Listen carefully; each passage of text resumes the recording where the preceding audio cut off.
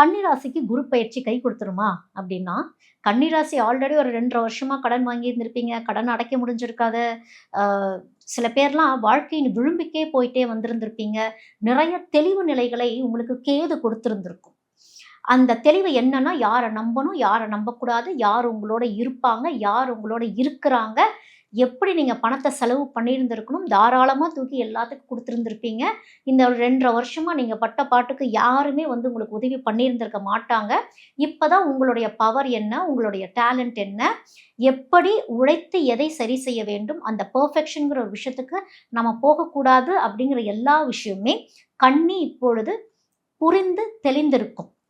எதுவுமே நம்ம கண்ட்ரோல்ல இல்ல அப்படிங்கிறதையும் கன்னி ராசி புரிஞ்சுக்கணும். அந்த பெர்ஃபெக்ஷனிசம்ங்கிற ஒரு விஷயத்த எதிர்பார்த்து நிறைய தவறுகள் செஞ்சிருப்பாங்க கன்னி.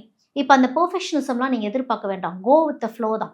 அப்படியே விஷயங்கள் நடந்துகிட்டு இருக்கப்போ, அப்படியே போக போக அப்படியே படிச்சுட்டு போயிட வேண்டியது தான். முழுசா நானு நீச்சல் கத்துக்கிட்டு தான் நான் இறங்குவேன் அப்படிங்கிறது இல்ல. சில சமயங்கள்ல அரைகுறை நீச்சல் கூட கரைய போய் கடக்க வச்சுரும் அப்படிங்கிற ஒரு விஷயத்தையும் நம்ம புரிஞ்சுக்கணும். ஆழம் தெரிஞ்சுக்கிட்டா போதும் அப்படிங்கிறது தான். இப்போ உங்க வாழ்க்கையில நிறைய மாற்றங்கள் அப்படிங்கிறது வரும். புது வகையான தொழில் அமையும். இன்னும் சில பேத்துக்கு எப்படி இருக்கும்னா, எங்களுடைய கடன் எப்ப அடையும்னு சொல்லுங்க அப்படிங்கிறது தான். அந்த கடன் அடையறக்கு நாங்க என்ன வேணாலும் பண்றோம். பல பல பரிகாரங்கள் கன்னி ராசி பண்ணியிருந்திருப்பீங்க. இதுக்கு மேல உங்களுக்கு பரிகாரங்கள்லாம் எதுவும் கிடையாது.